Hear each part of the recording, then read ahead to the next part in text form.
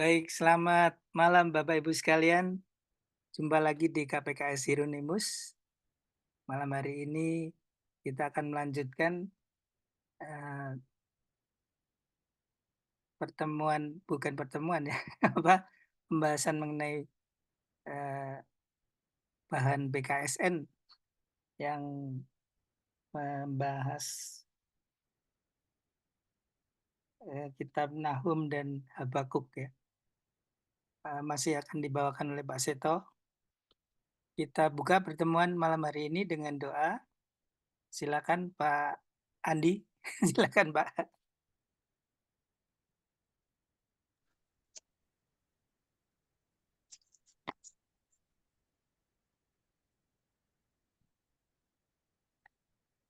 Baik, mari kita buat tanda kemenangan Tuhan Yesus Kristus dalam nama Bapa dan Putra dan Roh Kudus. Amin.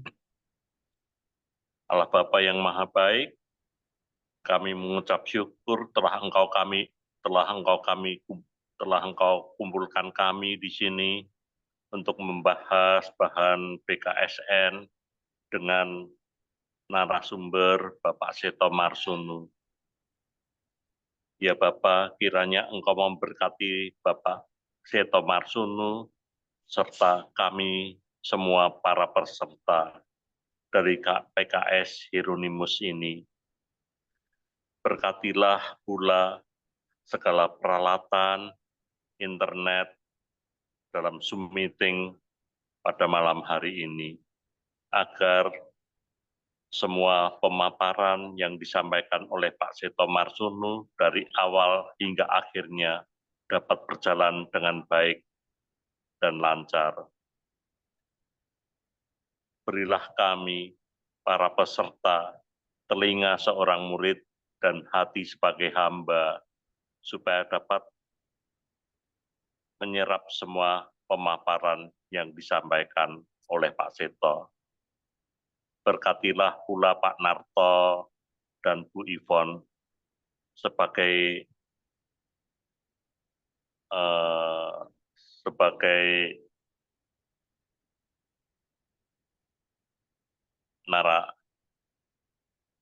narahubung yang telah Engkau sediakan untuk melayani kami semua. Ya Bapa, di dalam nama Tuhan Yesus Kristus, Putramu yang terkasih, Tuhan dan Juru Selamat kami. Kemuliaan kepada Allah Bapa dan Putra dan Roh Kudus, seperti pada permulaan, sekarang, selalu, dan sepanjang segala abad. Amin. Santo Hieronymus, doakanlah kami, dalam nama Bapa dan Putra dan Roh Kudus. Amin. Baik, Terima kasih, Pak. terima kasih Pak Andi. Baik Bapak Ibu, mari kita dengarkan pengajaran dari Pak Seto. Silakan Pak. Ya, terima kasih. Selamat malam Ibu Bapak dan saudara-saudara semua. Salam. Malam ini kita akan lihat materi untuk pertemuan bulan Kitab Suci, pertemuan kedua. Dua. Nah, kalau Bapak Ibu membuka buku panduannya, ada yang punya enggak? Ada Pak. Ada yang pegang buku panduan ya? Kalau di buku panduan, itu bacaannya Dua. Nahum bab 2 ayat Ayat 1 sampai dengan 2. Hanya 2 ayat. Bapak Ibu coba buka dulu dah. Ya. Nahum bab 2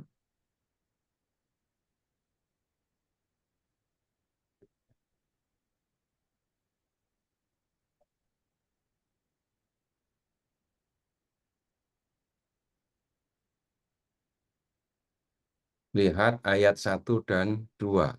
Sudah ketemu?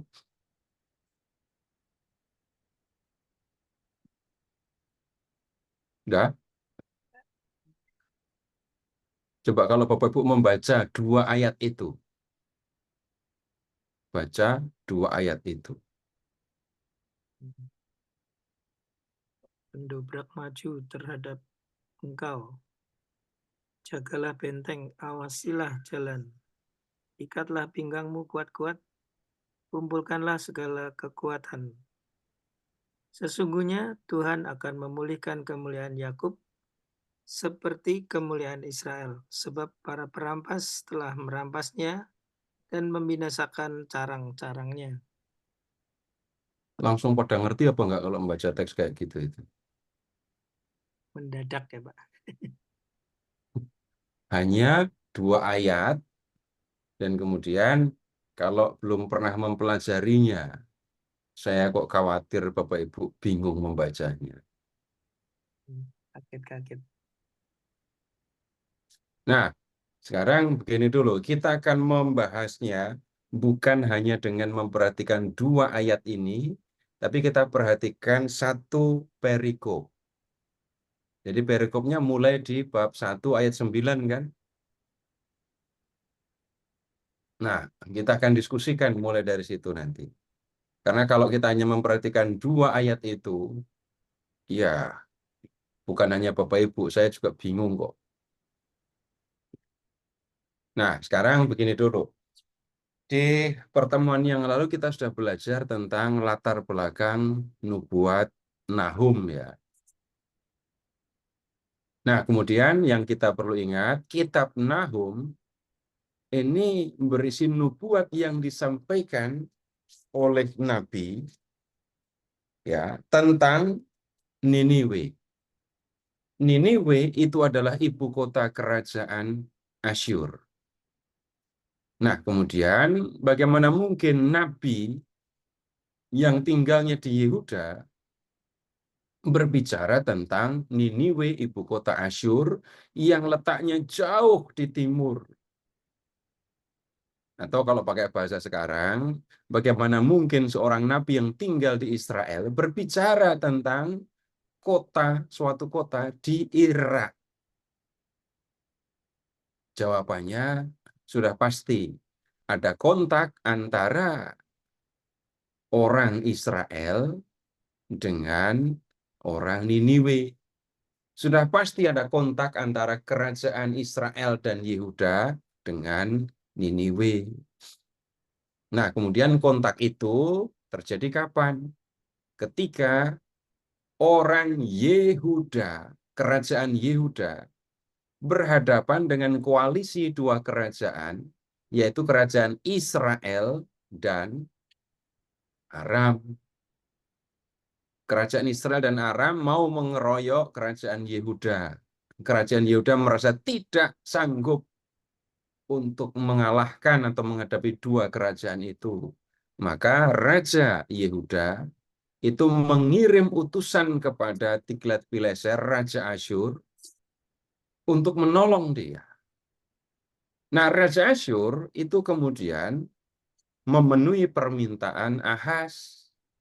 Dia mengirim pasukan ya untuk mengalahkan 2 kerajaan yang mengganggu Yehuda. Yang mula-mula dikalahkan, dihancurkan oleh Asyur itu adalah kerajaan ini Syria atau Aram. Jadi kerajaan itu pasukan kerajaan dikalahkan, kemudian Damsyik ibu kotanya ditundukkan, dan kemudian ya rajanya dibunuh. Nah, kemudian Asyur itu kemudian juga mengalahkan kerajaan Israel, kerajaan utara, ya, mengalahkan kerajaan Israel. Pasukan Asyur mengepung Samaria selama 3 tahun. Setelah itu kota Samaria ditaklukkan, semua penduduknya diangkut ke pembuangan, dan negeri mereka menjadi kosong. Pasukan Asyur kemudian mendatangkan orang-orang dari negeri lain untuk mengisi wilayah Samaria dan sekitarnya. Nah, mereka menjadi leluhur orang Samaria yang kita temukan di Perjanjian Baru. Nah, sekarang begini yang kita perlu perhatikan. Umat Allah itu satu. Ketika ada persoalan politik, mereka terbelah 2. secara politis, bukan dari sisi keagamaan. Terbelah jadi dua. 10 suku yang tinggal di utara memisahkan diri dan membentuk kerajaan sendiri. Lalu keturunan Yakub hanya memerintah di selatan di Yehuda. Secara politis mereka terpisah, tetapi secara keagamaan mereka tetap merupakan satu umat.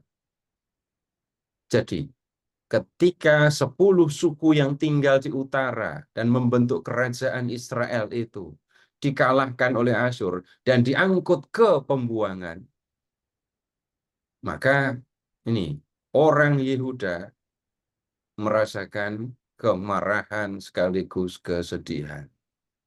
Nah, kalau kita memperhatikan Nahum bab 1, kita akan menemukan Tuhan yang membalas musuh-musuh yang sudah mengganggu umatnya. Tuhan yang membalas. Tuhan akan membalas orang, bangsa yang sudah mengganggu umatnya. Dalam hal ini, musuh yang bertindak sebagai lawan Tuhan itu adalah Asyur yang sudah menghancurkan kerajaan Israel. Nah, kemudian begini, di Nahum bab 1 ayat 9 sampai bab 2 ayat 1, kita melihat ini kelanjutan dari nubuat Nahum berkaitan dengan sikap Tuhan terhadap Asyur dan rencana yang akan dilakukan Tuhan sebagai hukuman atau pembalasan untuk Asyur yang sudah menghancurkan umatnya, yang sudah membuat umatnya menderita dan kemudian menghabisinya dengan membuang mereka semua ke Asyur. Nah, baru sekarang Bapak Ibu kita lihat perikopnya, ya. Nahum bab 1 mulai dari ayat 9.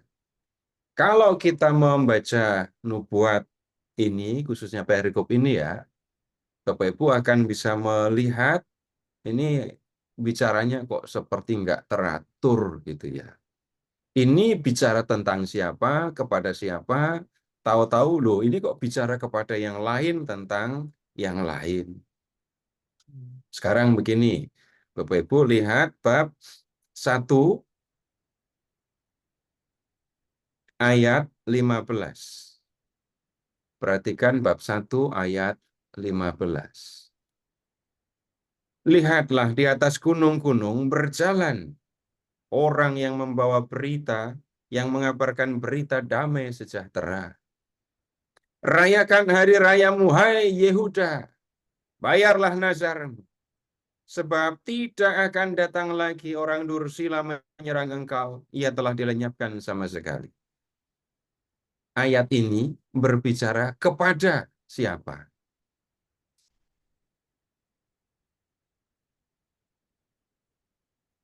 Ngikuti apa enggak ini kok?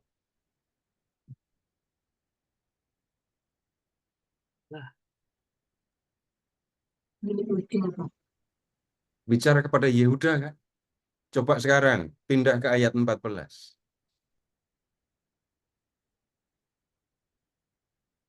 Kalau ayat 15 jelas sekali bicara kepada Yehuda. Coba lihat ayat 14.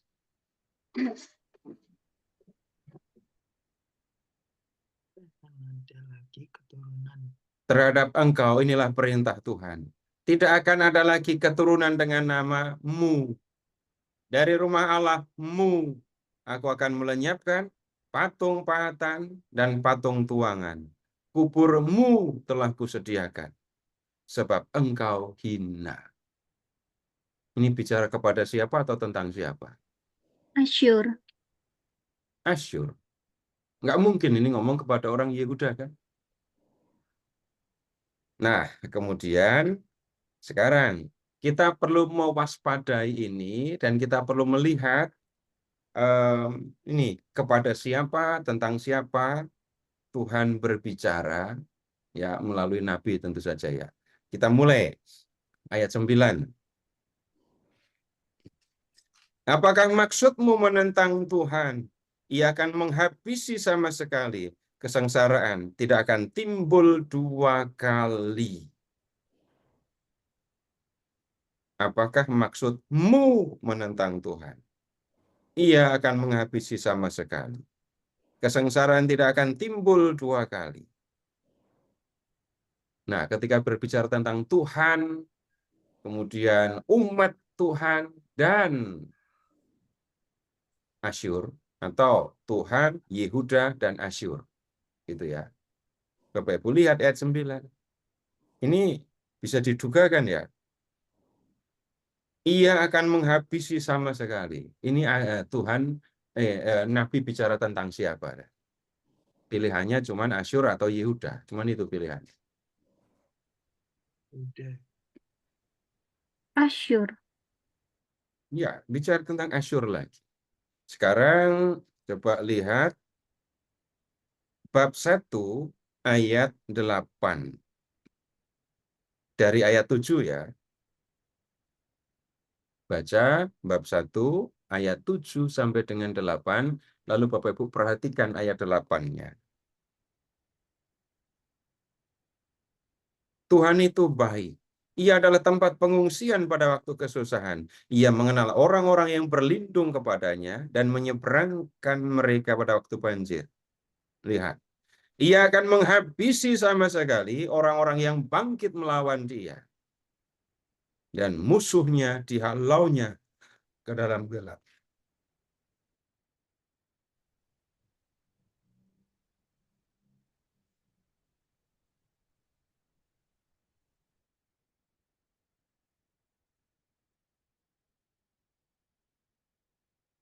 Nah, hal yang senada kita lihat kan di ayat 9.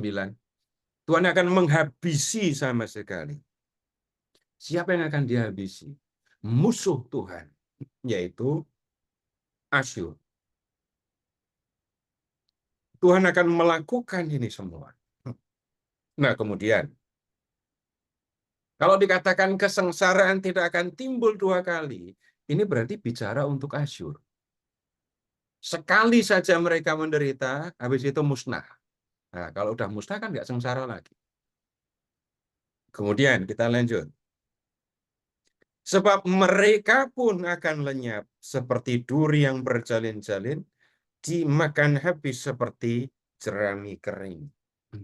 Bayangkan, ya ranting-ranting dengan duri-duri kering, kemudian dibakar. Suaranya pasti akan seru sekali kan ya. Lalu api akan menyala, dan api baru padam setelah semuanya jadi abu. Nah, seperti itulah yang akan dialami oleh Asyur. Tuhan akan melakukan ya penghukuman terhadap Asyur, tapi hukumannya nggak tanggung-tanggung, dilenyapkan.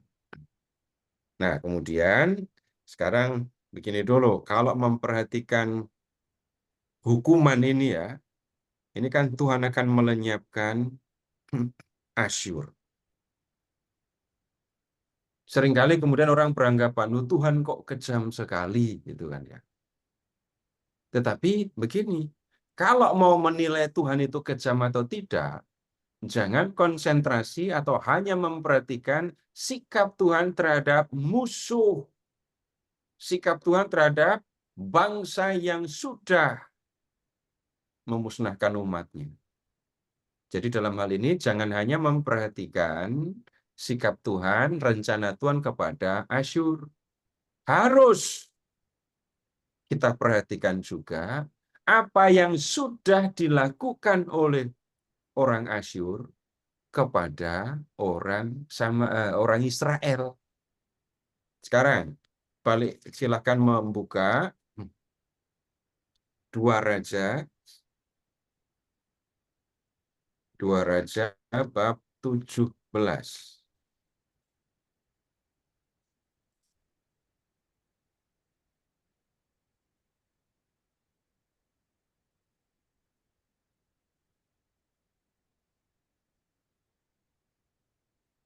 Dua Raja 17. Ayat 2 berapa, Pak? Raja 17 tuh.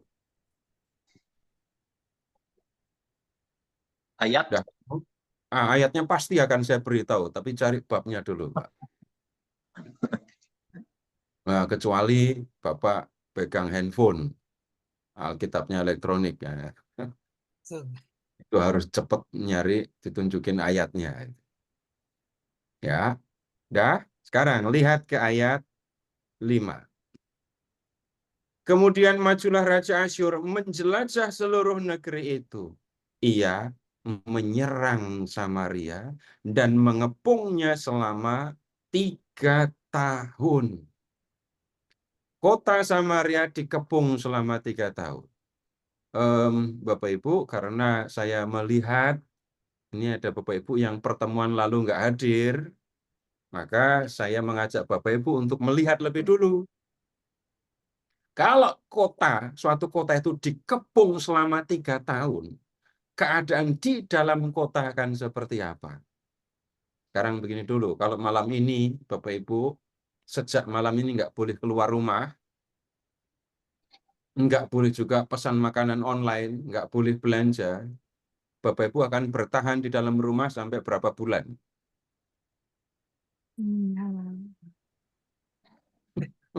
Berapa 2 bulan? hari aja sudah. 2 Hari aja. hari. Ya enggak lah, kalau 2 hari masih ada lah. Ada beras kan? Telur? Nggak ada. Kebetulan sudah kritis berasnya, Pak. Indomie.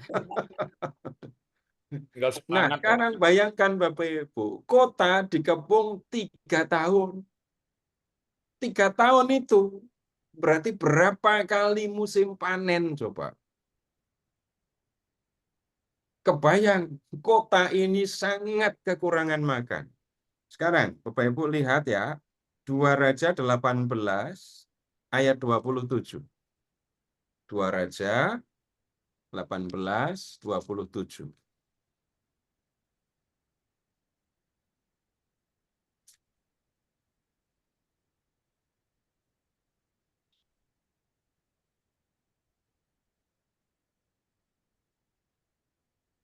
Juru minuman berkata kepada mereka, adakah Tuanku mengutus aku untuk mengucapkan perkataan-perkataan?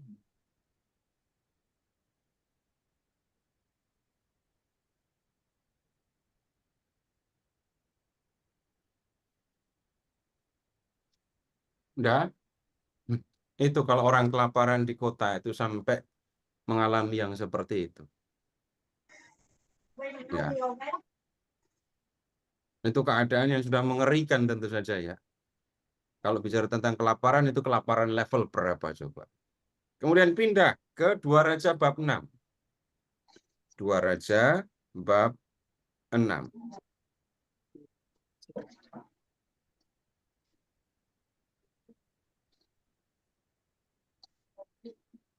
Lihat 2 Raja. ayat 20. Ya, 2 Raja bab 6. Sudah ketemu?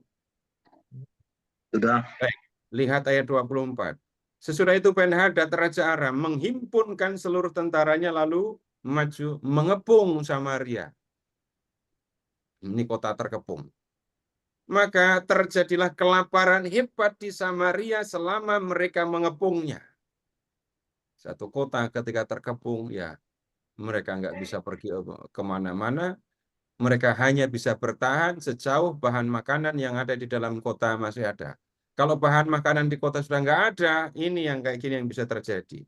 Sehingga sebuah kepala keledai berharga 80 shikal perak dan 1/4 kap tai merpati berharga 5 shikal perak. Buat apa kayak gini ini? Ini menu makanan. Kemudian lihat ke ayat 28. Kemudian bertanyalah raja kepadanya, ada apa? Jawab perempuan itu. Perempuan ini berkata kepadaku, berilah anakmu laki-laki supaya kita makan. Supaya kita makan dia pada hari ini. Dan besok kita akan makan anakku laki-laki. Jadi kami memasak anakku dan memakan dia. Tetapi ketika aku berkata kepadanya pada hari berikutnya, berilah anakmu supaya kita makan dia, maka perempuan ini menyembunyikan anaknya. Ibu sampai makan anaknya sendiri. Kota yang terkepung itu keadaannya seperti ini. Kalau Samaria tadi itu dikepung sampai 3 tahun, wajar kalau kita bisa mengatakan apa yang baru saja kita lihat ini terjadi di dalam kota Samaria. Nah, kembali ke 2 Raja bab 17 tadi. Ini tadi contoh gambaran penderitaan yang dialami oleh penduduk kota yang terkepung ya. Samaria dikepung selama 3 tahun. Habis itu ayat 6. Dalam tahun ke-9 zaman Hosea, maka Raja Asyur merebut Samaria. Ia mengangkut orang-orang Israel ke Asyur, ke dalam pembuangan, dan menyuruh mereka tinggal di Hala, di tepi sungai Habor, yakni sungai negeri Gosan, dan di kota-kota orang Madai. Lalu Samaria kosong? Iya, kosong. Semua penduduknya diangkut. Sekarang lihat ke ayat 24. Raja Asyur mengangkut orang dari Babel, Kuta, Awa, Hamat, Sefarwaim, lalu menyuruh mereka diam di kota-kota Samaria menggantikan orang Israel. Maka orang-orang itu pun menduduki Samaria dan diam di kota-kotanya. Ini kejahatan yang dilakukan Asyur. Ya, mengepung Samaria, mengalahkan Samaria ya, lalu membuang penduduknya. Kerajaan Israel yang utara ya, sekarang musnah. Asyur memusnahkan kerajaan Israel. Dan pemusnahan ini mengerikan loh ya. Ingat pengepungan 3 tahun, ingat serangan ke dalam kota Samaria, ingat pembuangan seluruh orang Israel. Ini harus diperhatikan, ini harus diingat. Nah, kembali ke kitab Nahum ya, ayat 9 tadi. Ia akan menghabisi sama sekali. Terus ayat 10, mereka pun akan lenyap. Tuhan akan menghabisi mereka, Tuhan akan melenyapkan mereka. Ini adalah balasan hukuman terhadap Asyur yang sudah memusnahkan kerajaan Israel. Nah, kemudian sekarang kita ke Nahum bab 1, kita lanjut ke ayat 11. Bukankah daripadamu muncul orang yang merancang kejahatan terhadap Tuhan? Orang yang memberi nasihat dursila. Jadi di antara orang-orang Asyur, itu ada orang yang, perhatikan Bapak Ibu, merancang kejahatan terhadap Tuhan. Ini kalimat ini berasa aneh kan ya? Masa berbuat jahat kepada Tuhan? Tentu bukan berbuat jahat langsung kepada Tuhan, tetapi kepada umatnya. Sekarang Bapak Ibu, silahkan ini Nahumnya tetap diberi tanda ya. Silahkan ke kitab Nabi Yesaya, bab 10. Yesaya, bab 10.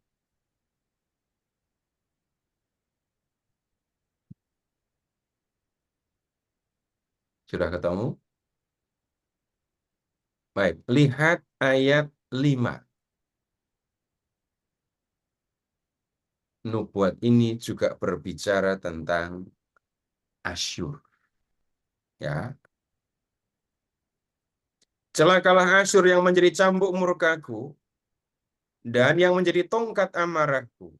Aku akan menyuruhnya terhadap bangsa yang murtad.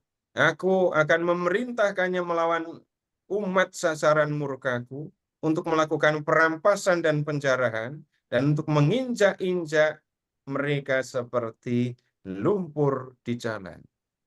Tuhan mau menggunakan Asyur untuk menghukum umatnya kalau sudah melakukan kejahatan. Tetapi ayat 7, dia sendiri. Tidak demikian maksudnya, tetapi ternyata Asyur punya niat lain.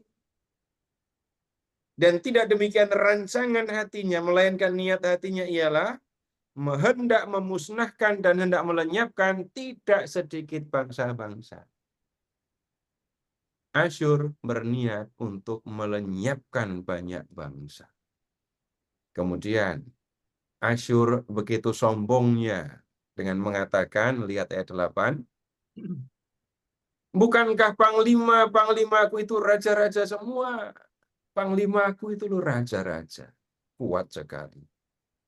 Kemudian lihat ayat 9.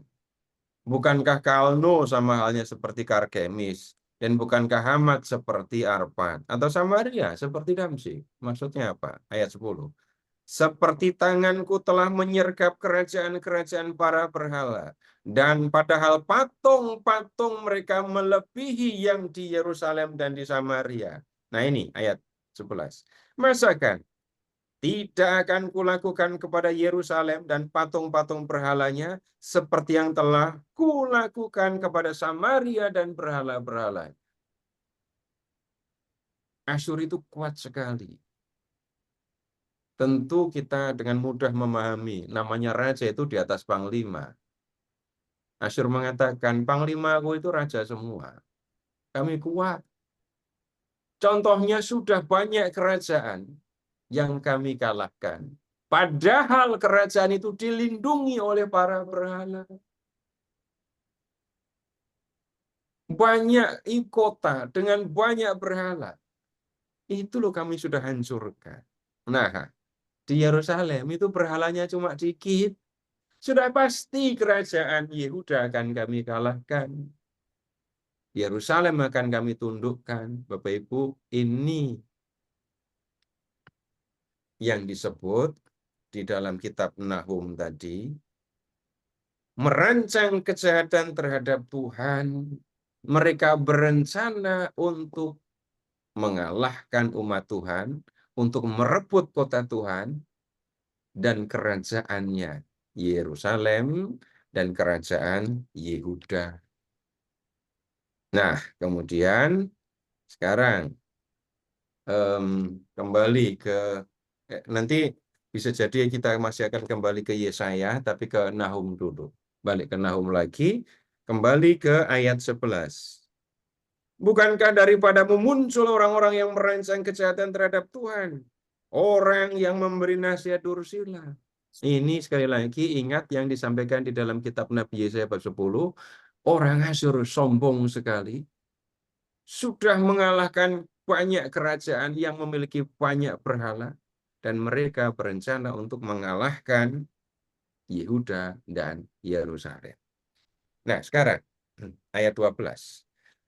Beginilah firman Tuhan. Sekalipun mereka utuh dan begitu banyak jumlahnya, tetapi mereka akan hilang, terbabat, dan mati binasa. Nah, ayat 12. Mereka ini siapa?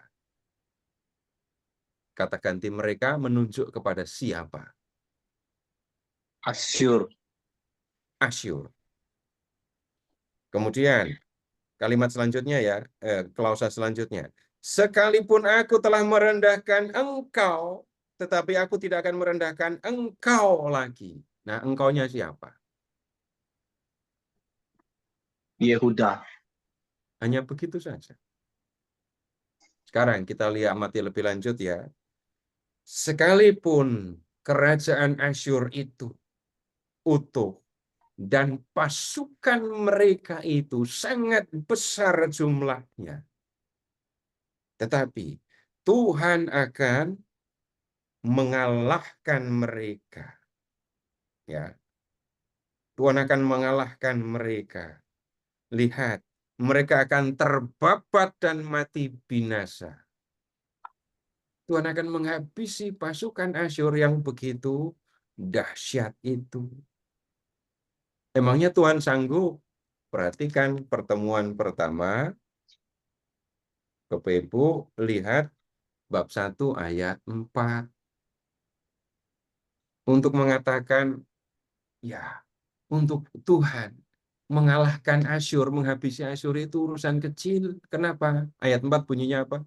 Bab 1 ayat 4. Iya, mengeritik laut, Yang menghadiri laut mengeringkannya. dan mengeringkannya, dan segala sungai menjadikannya kering. Basan dan Karmel menjadi merana, dan kembang Libanon menjadi layu. Tuhan membentak laut itu loh, lautnya kering. Bapak Ibu ingat-ingat saja, sejauh Bapak Ibu pernah mendengar berita, melihat macam-macam, ada nggak pasukan yang sanggup mengeringkan air laut? Pasukan? Nggak ada. Tapi Tuhan hanya membentak air lautnya jadi minggir semua, lautnya jadi kering. Tuhan begitu kuat, dan untuk melakukan penghukuman terhadap Asyur, untuk melenyapkan Asyur, itu bukan perkara serius bagi Tuhan. Nah, kemudian sekarang begini. Sekalipun aku telah merendahkan engkau, aku tidak akan merendahkan engkau lagi. Ketika ini urusan dengan Asyur ya. Umat Allah pernah direndahkan oleh Asyur. Warga kerajaan utara dikalahkan oleh Asyur dan diangkut semua ke pembuangan. Warga kerajaan selatan atau Yehuda harus membayar upeti kepada Asyur. Kenapa? Ingat tadi ya, Yehuda minta bantuan kepada Asyur. Asyur datang mengalahkan Aram, mengalahkan Israel. Sejak Asyur memenuhi permintaan Yehuda, maka Yehuda itu menjadi bawahan Asyur. Menjadi bawahan bagaimana? Sekarang kita lihat dulu ya. Kembali ke 2 Raja bab 17 tadi. 2 Raja bab 17 lagi.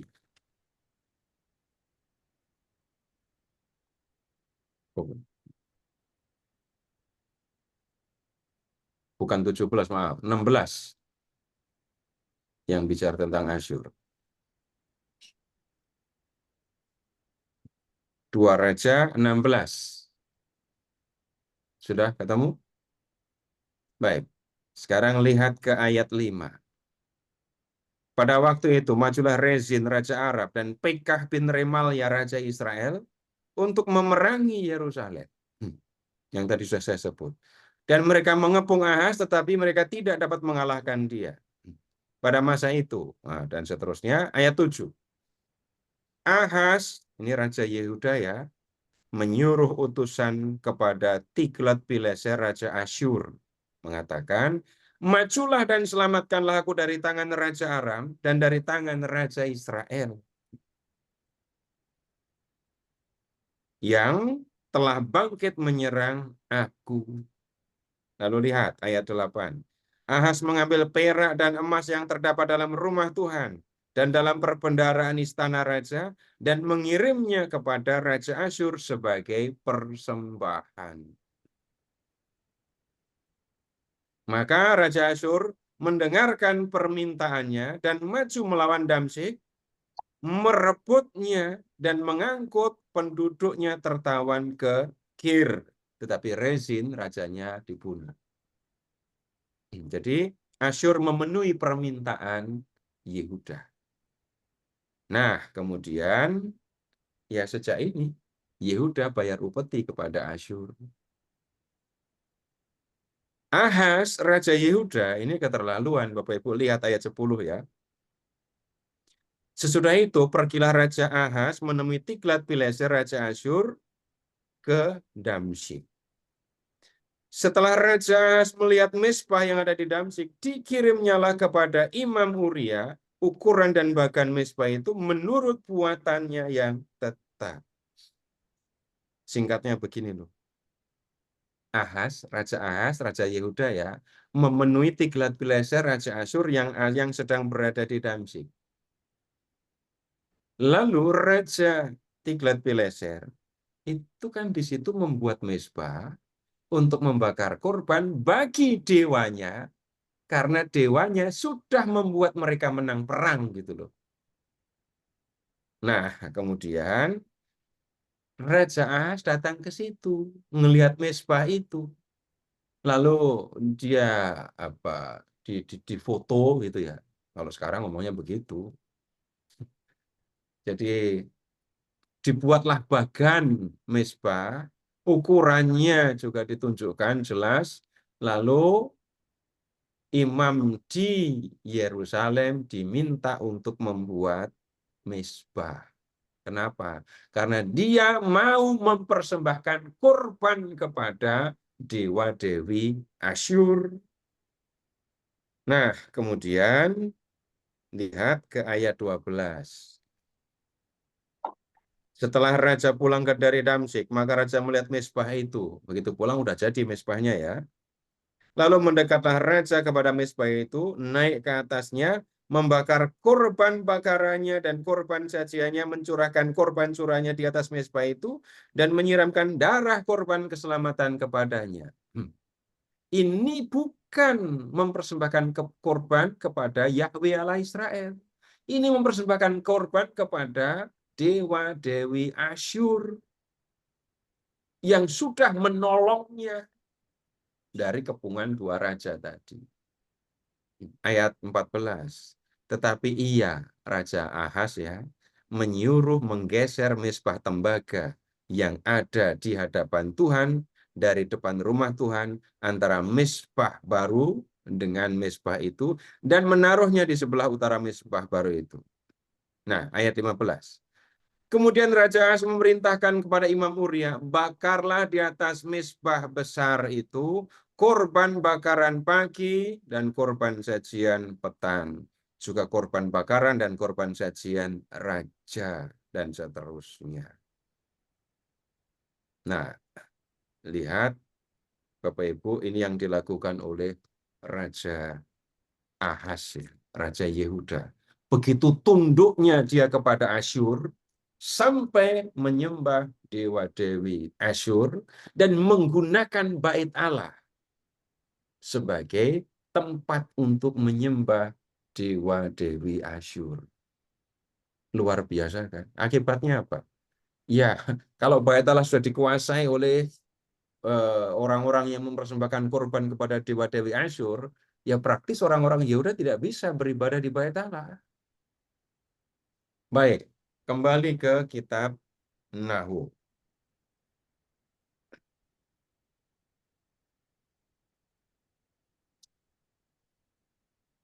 Ketika Yehuda ada di bawah kekuasaan Asyur, Bapak Ibu mengingatnya begini, nomor satu mereka bayar upeti, ya. Nomor dua, karena Asyur itu sudah menguasai, sudah mengalahkan Yehuda, maka pasukan Asyur ditempatkan di Yehuda dan di Yerusalem.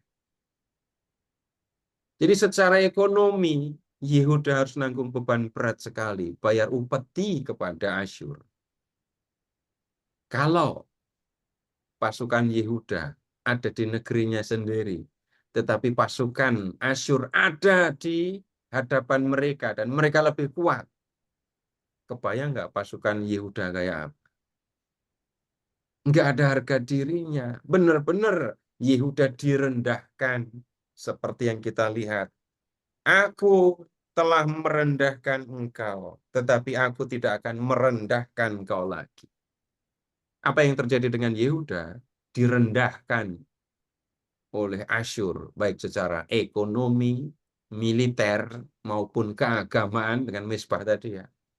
Bapak Ibu, itu karena Tuhan menggerakkan, menggunakan Asyur untuk menghukum umatnya sendiri. Nah, kemudian sekarang lihat ke ayat 13. Sekarang aku akan mematahkan gandarnya yang memberati engkau dan akan memutuskan belenggu-belenggu yang mengikat engkau. Bapak Ibu perhatikan kata gandar. Bapak Ibu pernah lihat gandar?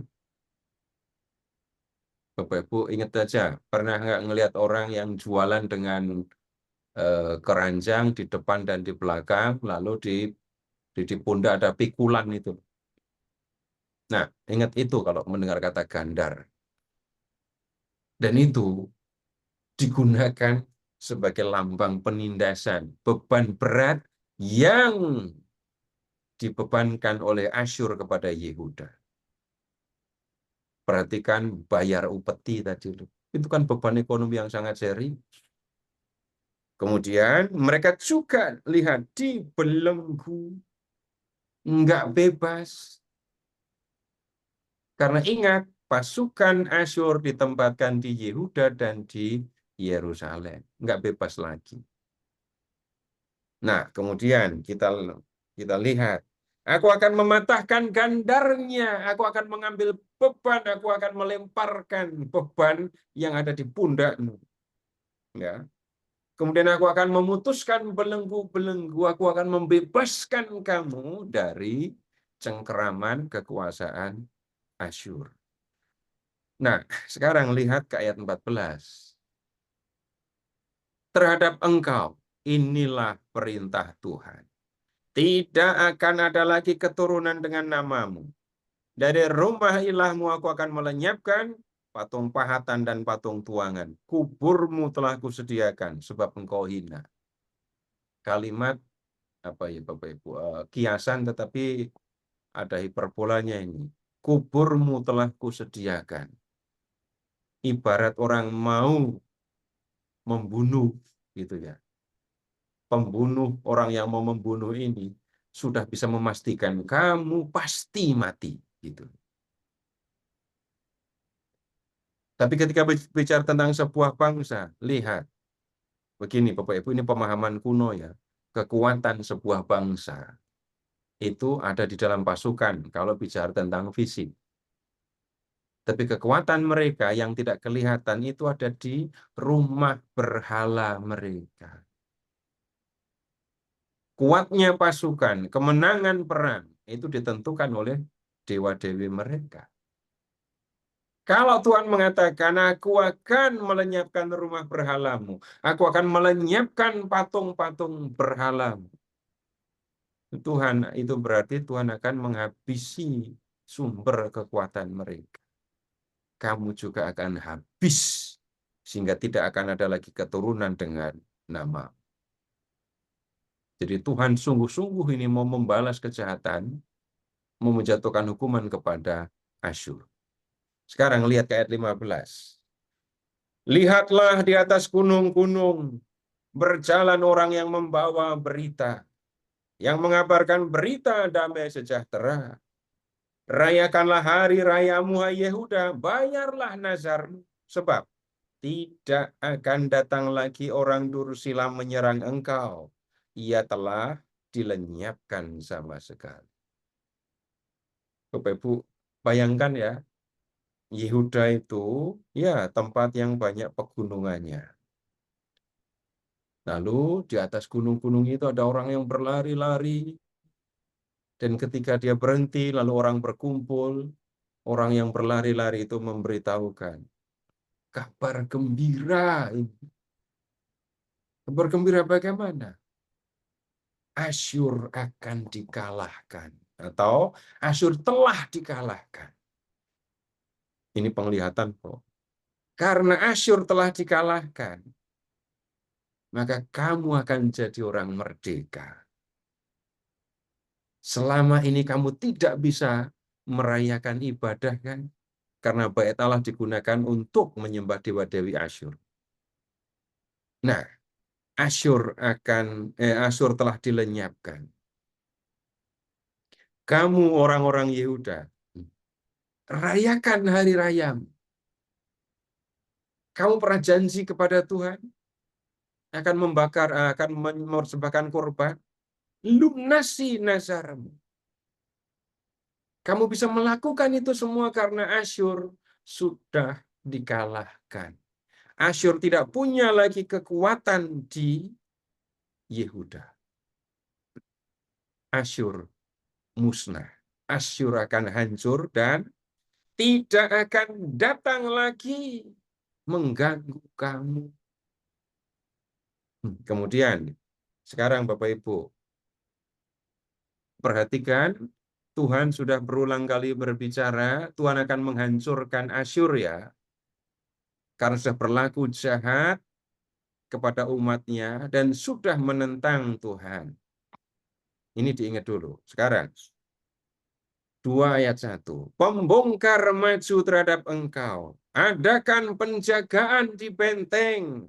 Mengintailah di jalan. Ikatlah pinggangmu teguh-teguh. Kumpulkanlah segala kekuatan.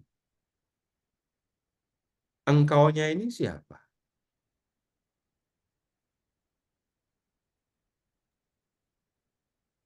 Yehuda. Coba, kalau engkaunya itu Yehuda, pembongkar maju terhadap engkau, Yehuda. Adakan penjagaan di benteng, mengintailah di jalan. Nah, pembongkarnya ini siapa? Babel. Jadi Babel. Dari tadi nggak ngomong Babel kok, tahu-tahu Babel. Asyur. Asyur. Asyur. Jadi Yehuda disuruh bersiap karena Asyur mau datang, begitu. Dari tadi, dari ayat 9, kita ketemu situasi yang kayak gitu apa enggak? Yang diancam akan dihabisi itu siapa? Asyur. Asyur kan? Nah sekarang begini, Bapak Ibu di zaman kuno ya, atau Bapak Ibu waktu Bapak-Bapak masih kecil dah. Bapak-Bapak waktu kecil duel apa enggak? Berani apa enggak duel dulu? Berani, Pak. Berani. Tunggu, waktu Bapak Ibu SD, SMP mau berantem, mau duel, janjian dulu enggak? Orang lain ikut campur apa enggak? Kita menentukan tempat, menentukan waktu. Iya. Ya. Kalau kami dulu di ini dekat rel kereta api di dekat stasiun Kalasan, pulang sekolah janjiannya di situ. Nah, yang lain nggak akan ikut-ikut. Tapi orang saling menantang dulu.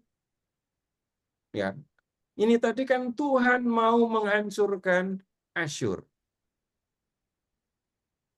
Dan kalau Asyur mau datang ke Yehuda, bagaimana mungkin Tuhan mau menghancurkan Asyur di Yehuda? Nah, saya memahami berdasarkan pemahaman saya ini semua tadi ya. Maka saya mengatakan, engkaunya itu Asyur. Asyur, kamu bersiap ya. Aku akan datang menghancurkan kamu. Asyur, siap kamu ya. Adakan penjagaan di benteng. Kamu mengintai di jalan. Ikat pinggangmu kuat-kuat. Kumpulkan tenagamu. Kumpulkan kekuatanmu. Aku akan datang melenyapkan kamu. Nah, begitu yang saya pahami. Karena nggak ada cerita Bapak Ibu. Asyur akan datang lagi ke Yerusalem. Pasukan pendudukan pasti ada di Yehuda kok. Pasukan pendudukan Asyur ada di Yerusalem. Nah terus Yehuda disuruh siap ngapain? Kenapa harus mengintai di jalan? Nggak nyambung kalau begitu memahami. Nah kemudian Tuhan Tuhan akan benar-benar mewujudkan niatnya itu. Tuhan benar-benar menghancurkan Asyur. Nah, kemudian tentang kehancuran Asyur, Bapak Ibu sekarang silahkan lihat begini. Bab 2 dari ayat 3, bab 2 ayat 3 ya, sampai akhir bab 3. Ini isinya nubuat mengenai kehancuran Niniwe. Kekalahan Asyur, kehancuran Niniwe. Sekarang, untuk contoh saja ya, lihat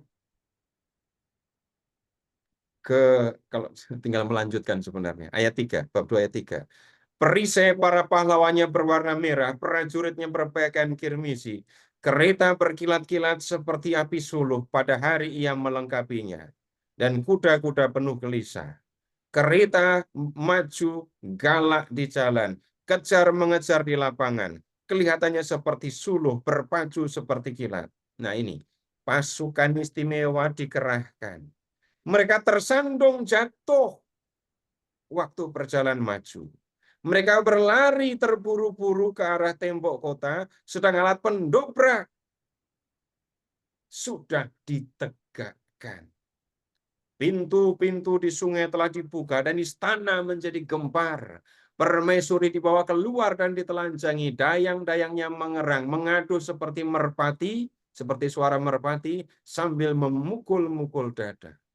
Niniwe sendiri seperti kolam air yang airnya mengalir keluar. Berhenti, berhenti, teriak orang. Tetapi tidak ada yang berpaling. Jarahlah perak, jarahlah emas. Sebab tidak berkesudahan persediaan harta benda, kelimpahan segala barang yang indah-indah. Bapak Ibu, lihat ke ayat 5 ini. Pasukan musuh nyambung dengan bab 2 ayat 1 ya. Pembongkar maju terhadap engkau, adakan penjagaan di benteng, mengintailah di jalan. Ya. Lalu pasukan musuh benar-benar datang. Pasukan musuh datang. Nah, Niniwe kemudian memberikan perlawanan. Lihat, pasukan khusus, pasukan istimewa dikerahkan untuk menghadapi musuh. Tapi baru saja mereka keluar meninggalkan kota untuk menghadapi musuh, lihat, mereka tersandung, jatuh. Terus habis itu bangun lagi. Lalu mereka lari terburu-buru ke arah tembok kota. Mereka mau balik masuk ke dalam kota. Ingat, kota itu benteng ya, bukan sekedar kota tapi benteng. Tapi begitu mereka mau masuk kota, lihat, alat pendobrak sudah ditegakkan. Lihat bab 2 ayat 1. Pembongkar maju terhadap engkau. Nah, kemudian kota Niniwe rupanya dikelilingi sungai untuk keperluan pertahanan. Bapak Ibu silahkan mengingat, mungkin Bapak Ibu juga pernah pergi ke sana atau hanya melihat gambar seperti saya. Kastil di Eropa itu kan banyak yang dikelilingi dengan parit kan ya. Atau ada juga kastil yang di puncak bukit gitu. Itu untuk keperluan pertahanan. Nah, pintu Niniwe itu sekaligus berfungsi sebagai jembatan. Pintu-pintu sudah dibuka. Pasukan musuh sudah berhasil menguasai pintu untuk masuk kota.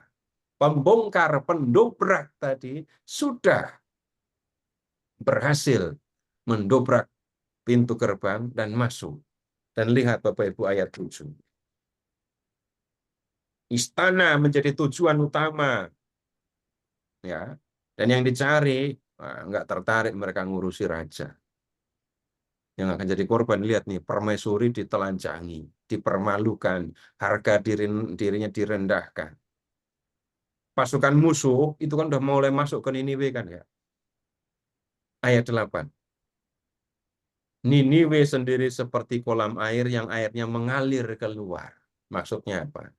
Pasukan musuh datang masuk ke dalam kota, penduduk kota yang jumlahnya besar itu kemudian berlari meninggalkan kota. Seperti kolam air yang airnya mengalir keluar. Mereka lari dan hanya melihat ke depan. Dipanggil, enggak nengok. Lari. Kenapa? Nengok, berhenti, resikonya ditangkap atau dibunuh oleh pasukan musuh. Nah, kemudian di ayat 9 dikatakan, pasukan musuh menjarah harta benda yang ada di dalam kota. Nah, kemudian lihat sekarang bab 3 ayat 5. Asyur itu kerajaan besar. Niniwe itu kerajaan besar sekali. Tapi lihat ayat 5, 3 ayat 5. Lihat aku menjadi lawanmu, demikianlah firman Tuhan semesta alam. Aku akan mengangkat ujung kainmu sampai ke mukamu, dan akan memperlihatkan auratmu kepada bangsa-bangsa dan kemaluanmu pada kerajaan-kerajaan. Niniwe digambarkan ya seperti seorang perempuan yang dipermalukan. Ayat 7. Maka semua orang yang melihat engkau akan berlari meninggalkan engkau serta berkata, Niniwe sudah rusak. Siapakah yang meratapi dia? Di manakah aku akan mencari penghibur-penghibur untuk dia? Ini balasan untuk Niniwe, untuk Asyur karena kejahatan yang sudah mereka lakukan. Sebaliknya, Bapak Ibu, bab 2 ayat 1. Sungguh, Tuhan akan memulihkan kebanggaan atau kemuliaan Yakub seperti kebanggaan Israel. Sebab perusak telah merusakkannya dan telah membinasakan carang-carangnya. Nah, Bapak Ibu, di dalam ini ya perikop ini, di ayat ini, kata Yakub di ayat 2 di baris pertama itu menunjuk kepada kerajaan Yehuda. Jadi seringkali sebutannya kan Yehuda dan Israel gitu. Nah, kali ini kata Yehuda diganti dengan Yakub. Nah, Tuhan pernah merendahkan Yehuda. Tapi sekarang Tuhan akan memulihkan kebanggaan Yehuda. Sekarang begini Bapak Ibu, kalau di zaman kuno ya, zaman kuno, kebanggaan, kemuliaan, keagungan sebuah kerajaan itu akan tampak dalam kekuatan militer dan kekuatan ekonominya. Kekuatan ekonomi nanti akan tampak jelas pada bangunan dan ya perhiasan itu mencolok sekali. Tuhan pernah merendahkan Yehuda. Ya, ingat Yehuda pernah memikul gandar karena harus menanggung beban ekonomi akibat upeti tadi. Yehuda pernah dibelenggu, tidak bebas karena pasukan pendudukan Asyur jelas menguasai Yehuda, menguasai Yerusalem. Tetapi Tuhan akan memulihkan kebanggaannya. Caranya bagaimana? Bapak Ibu ingat saja dua hal tadi, militer dan ekonomi. Selama ada di bawah kekuasaan Asyur, Yehuda miskin, menderita, beban ekonomi terlalu berat. Nah, Tuhan akan memulihkan keadaannya. Tuhan akan membuat ekonomi Yehuda bangkit dan kuat. Kemudian Tuhan juga akan membuat kekuatan militer Yehuda menjadi kuat sekali. Sehingga ya dengan kekuatan militer dan kekuatan ekonomi akan tampak kebanggaan kemuliaan sebagai sebuah kerajaan. Nah, Bapak Ibu, ini yang kita perlu lihat berkaitan dengan ya perikop mengenai ya firman Tuhan kepada Niniwe dan Yehuda di bab 1 ayat 9 sampai bab 2 ayat 2. Kalau ada yang perlu diklarifikasi, perlu ditanyakan, silahkan. Silahkan Pak Narto. Baik, Pak Seto. Silakan Bapak Ibu kalau ada yang mau bertanya.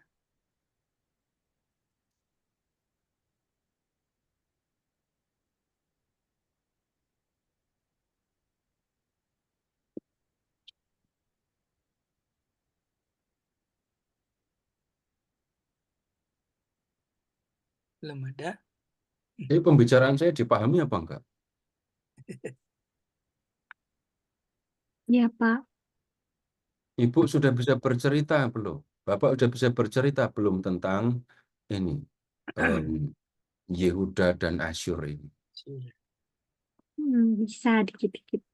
Jangan kok dikit-dikit berarti belum bisa. Mau cerita kok dikit-dikit. Ya Bisa nggak seperti Bapak ceritanya, tapi maksudnya paham jalur ini. ya seperti saya juga nggak apa-apa. Lebih dari saya nggak masalah buat saya.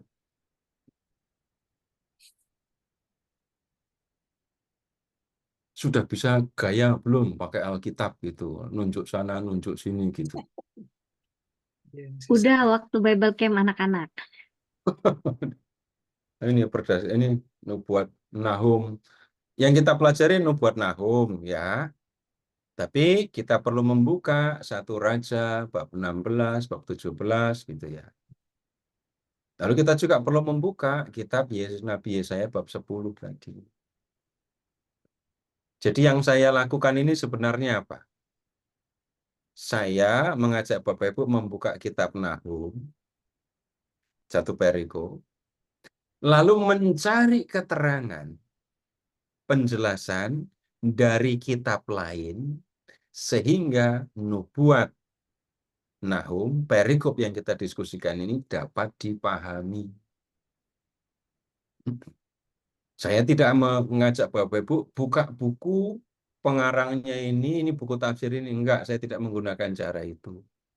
Saya mengajak Bapak Ibu menggunakan Alkitab.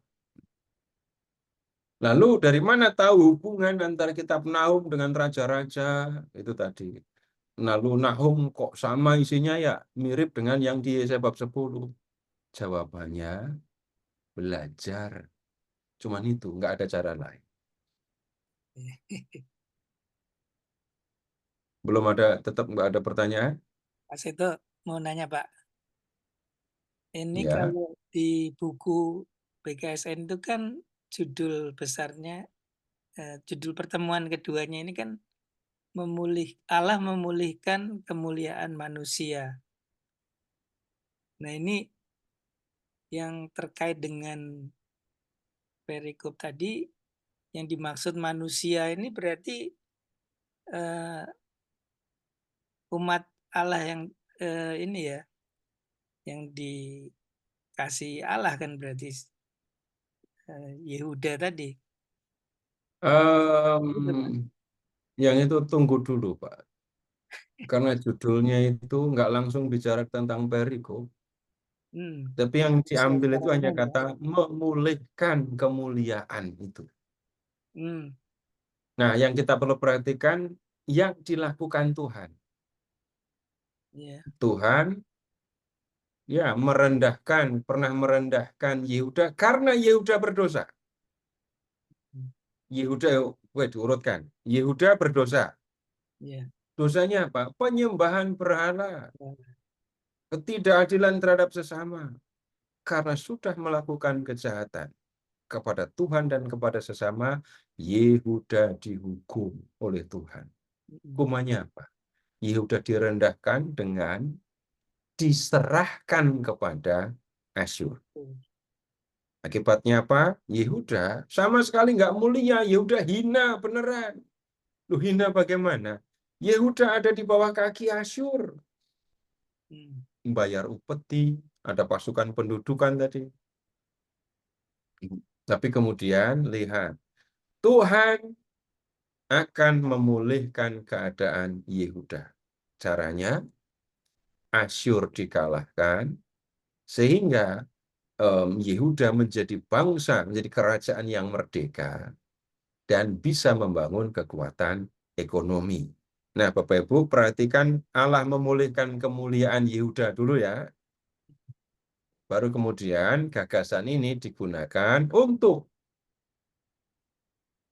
bicara tentang pemulihan kemuliaan manusia. Baik, Pak.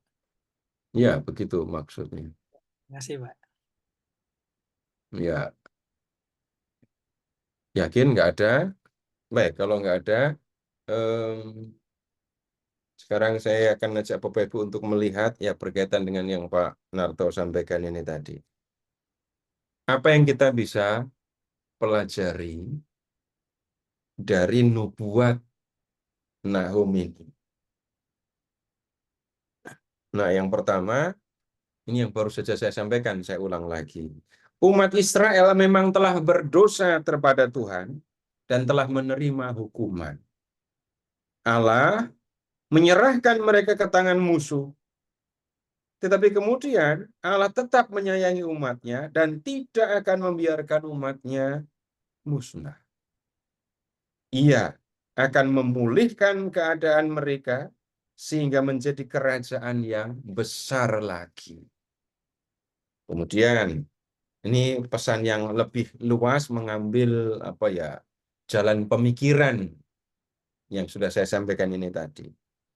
Nah, tindakan Allah yang kedua, yang memulihkan kemuliaan kerajaan Yehuda ini juga dilakukan terhadap semua manusia. Allah mengasihi manusia.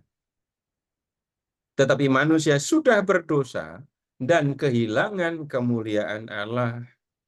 Seperti yang disampaikan Paulus kepada jemaat di Roma, bab 3 ayat 23. Dosa telah membuat manusia tidak layak menjadi anak Allah dan dekat dengan Dia. Ingat perumpamaan tentang anak yang hilang. Manusia menjadi budak dosa dan menuruti keinginannya. Manusia berdosa dan akibatnya manusia jadi budak dosa, manusia nggak bebas lagi. Manusia dikuasai oleh dosa. Tetapi Allah mengutus anaknya untuk membebaskan manusia dari kekuasaan dosa dan mengangkat mereka menjadi anak-anak Allah. Ini pemulihan kan? Dengan demikian manusia bukan budak dosa, melainkan anak-anak Allah yang memanggil Allah sebagai Bapa. Ini pesan yang kita bisa lihat berkaitan dengan bacaan dan kemudian dengan tema. Lebih jelas apa enggak? Jelas, Pak. Ya. Ada yang perlu diklarifikasi? Enggak, jelas. Baik, sekarang Bapak Ibu, saya ingin mengajak Bapak Ibu untuk menengok diri sendiri. Bapak Ibu masih ingat nggak kapan terakhir berdosa?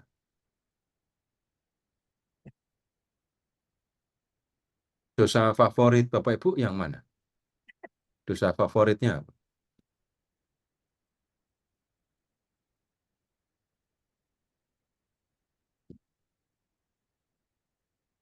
Nah, berikutnya lagi. Ini kalimatnya jadi lebih jelek. Bapak Ibu pernah memandang ringan dosa atau enggak? Pernah nggak mengatakan nggak apa-apa berdosa, namanya juga Manusia. itu memandang ringan dosa kan? Menganggap dosa itu sesuatu yang layak, pantas untuk dilakukan dan nggak ada masalah ketika orang berdosa. Karena ya manusia itu kan tempatnya salah dan dosa gitu ya. Tapi kemudian Bapak Ibu lihat lebih lanjut. Selama Bapak Ibu mengikuti Tuhan Yesus, kapan Bapak Ibu ketemu dengan Tuhan Yesus yang kompromi terhadap dosa? Memandang ringan dosa. Kita nggak ketemu Tuhan Yesus yang berlaku kayak gitu. Kalau ada orang yang mengatakan, ya wajarlah kalau manusia itu berdosa. Jadi kalau saya berdosa itu biasa saja, itu manusiawi gitu ya. Itu bisa dipastikan ngaku sebagai pengikut Yesus, tapi nggak mendengarkan ucapan Yesus. Mengaku sebagai murid Yesus, tetapi yang dia katakan bukan ucapan Tuhan Yesus. Karena Tuhan Yesus nggak pernah kompromi terhadap dosa, nggak pernah memandang ringan dosa, nggak pernah meremehkan dosa. Berikutnya Bapak Ibu, dampak dari dosa itu sebenarnya apa? Begini, tolong ingat-ingat ya kalau punya pengalaman berkaitan dengan dosa ini. Pernah nggak Bapak Ibu di hadapan Tuhan benar-benar ngerasa berdosa? Pernah. Kalau kita itu mengatakan wajar namanya juga manusia, itu kita katakan kepada Tuhan atau kepada sesama? Sesama. Sesama kan? Coba ngomong kepada Tuhan. Tuhan, wajar kan kalau aku berdosa? Namanya juga manusia. Kalau aku nggak berdosa, ngapain Tuhan Yesus jadi manusia coba? Nggak akan. Kalau berani luar biasa. Umumnya orang nggak akan berani mengatakan begitu kepada Tuhan. Mungkin sekarang berani. Tapi kalau nanti ketemu Tuhan, bukan hanya tidak berani berkata-kata, jangan-jangan sudah tidak bisa berkata-kata lagi. Nah, ketika kita di hadapan Tuhan menyadari dosa-dosa kita dan merasa kalau kita itu sudah berdosa, gitu ya. Bapak Ibu ingat lebih lanjut. Kalau ingat itu, berani nggak marah kepada Tuhan? Kalau kita menyadari dan ngerasa betul kita sudah berdosa kepada Tuhan, berani nggak nuntut Tuhan melakukan ini atau melakukan itu?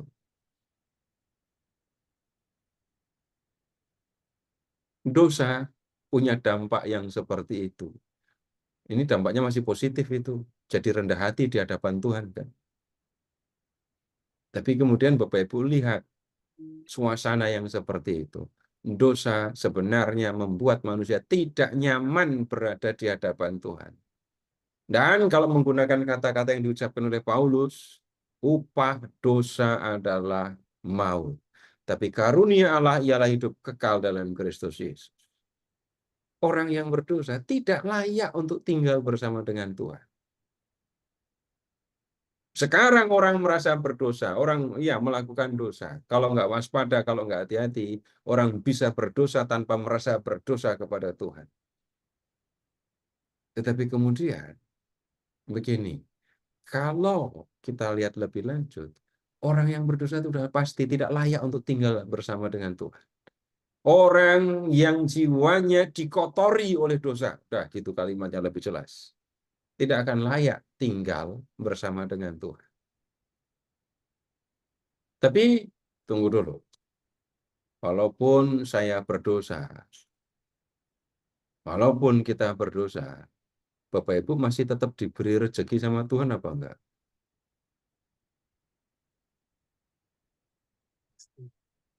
Tetap diberi. Bapak Ibu tetap merasa disayangi oleh Tuhan apa enggak? Sangat. Nah, kemudian begini. Yang berikutnya lagi. Sekarang Bapak Ibu tolong ingat-ingat, pernah nggak Bapak Ibu dibantu oleh Tuhan untuk tidak berdosa lagi? Dibantu oleh Tuhan untuk tidak melakukan kesalahan kepada Tuhan lagi. Agak sulit ini ya pertanyaannya. Tapi bisa kok dicari. Bapak Ibu periksa saja. Sederhananya begini. Bapak Ibu, ini kan kita sering belajar kitab suci. Rutin, rajin. Setelah Bapak Ibu ya belajar Alkitab ke sana kemari dari hari ini sampai hari-hari selanjutnya gitu ya. Isi pikiran Bapak Ibu ada yang berubah enggak? Berubah, Pak. Bapak Ibu lebih sering ingat Tuhan apa enggak? Ya. Kalau mau ngomong sekarang mikir dulu atau enggak tetap enggak mikir? Ada yang berbeda pasti. Yang berikutnya lagi, Bapak Ibu pernah nggak dulu itu kalau ngomong nggak mikirin orang lain, dampak dari omongan itu Dulu. saya. Ya dulu, saya ngomongnya saya udah kasih keterangan waktu duluan, dulu gitu ya. Saya ngomong nggak peduli, yang penting saya ngomong, dampaknya untuk orang lain nggak bingung saya. Ada yang berubah nggak setelah banyak mendengar, banyak belajar tentang firman Tuhan? Kalau mau bicara, saya akan perhatikan nanti dampak omongan saya seperti apa. Omongan saya sembarangan atau memperhatikan orang-orang yang ada di hadapan saya. Jangan sampai saya salah berbicara, atau bahkan jangan sampai saya berbicara itu nyakitin orang. Kalau kita mengalami yang seperti itu, perhatikan lebih lanjut, Bapak Ibu. Perhatikan lebih lanjut bagaimana peran dari Roh Kudus yang sudah dicurahkan kepada kita. Kalau saya mau bicara, mikir dulu, mempertimbangkan kata-kata yang akan saya ucapkan.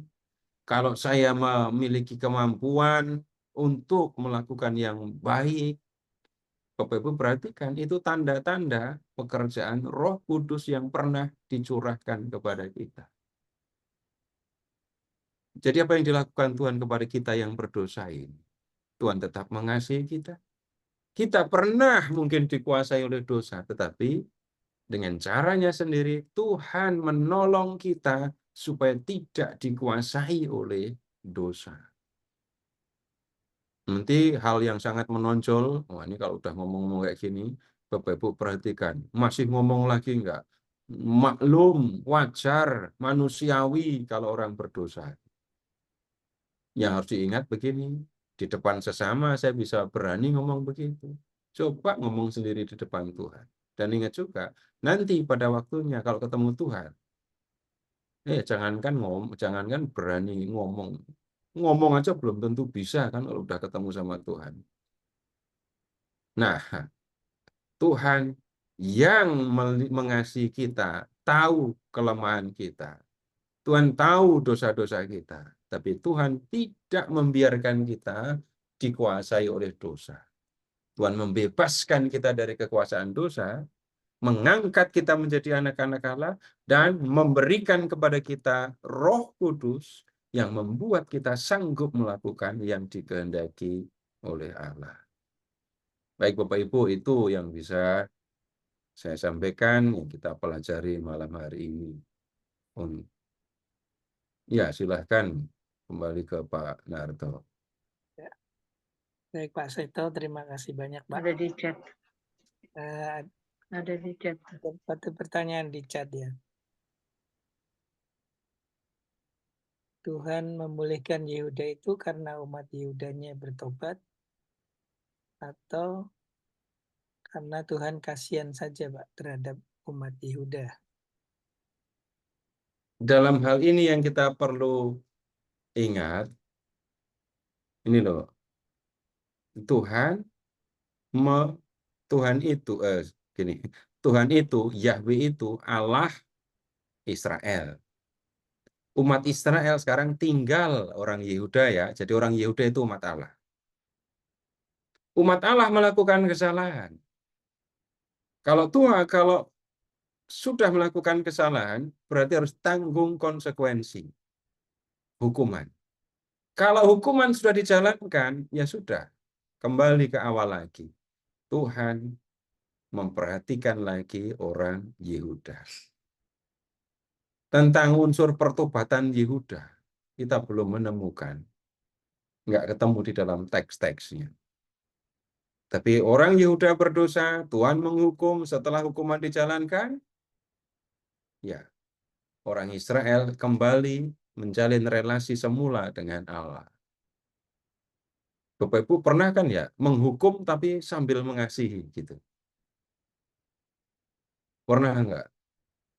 Menghukum tapi mengasihi, menghukum tapi menyayangi, menghukum karena sayang. Pernah, Pak. Itu sama sekali nggak ada kebencian kan di situ. Nah, yang terjadi dengan Yehuda seperti itu. Begitu, Pak.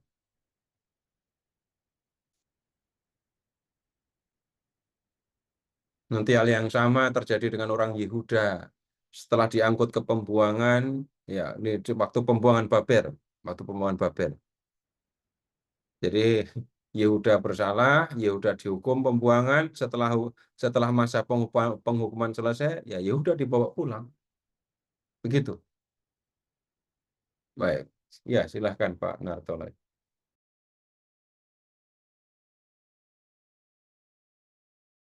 Ada yang masih mau bertanya, Bapak Ibu? Ini di bulan ini mungkin banyak yang membawakan apa pertemuan BKSN ya di lingkungan. Banyak dari paroki-paroki lain. Mumpung ada Pak Seto ini, kalau mau bertanya. Mungkin yang pertemuan kedua tadi penjelasan dari Pak Seto mungkin cukup jelas ya. Walaupun tadi cuma sepotong, memang kita harus melihat perikop sebelumnya ya. Jadi supaya tahu isi dari perikop yang sepotong tadi, Nahum 2 ayat 1-2. Baik, kalau tidak ada yang bertanya lagi, kita akan lanjut minggu depan dengan yang ketiga ya Pak ya. Iya Pak. Ya. Baik, kita tutup pertemuan malam hari ini dengan doa. Silakan Pak Andi masih.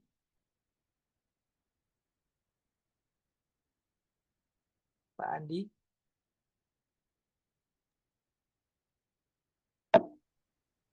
Ya, silakan Pak. Dan doa penutup. Baik, mari kita buat tanda keselamatan kita dalam nama Bapa dan Putra dan Roh Kudus. Amin.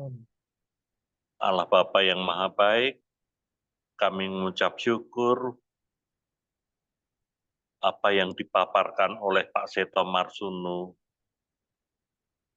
mendidik dan mengajar kita bagaimana cara membawakan BKSN kepada umat di lingkungan kami masing-masing. Ya Bapak, kiranya semua pengajaran dan pemaparan dari Pak Seto bisa meresapin dalam hati dan diri kami semuanya, para peserta di KPKS Santo Hieronymus ini. Ya Bapak, sebentar lagi kami akan beristirahat di dalam nama-Mu.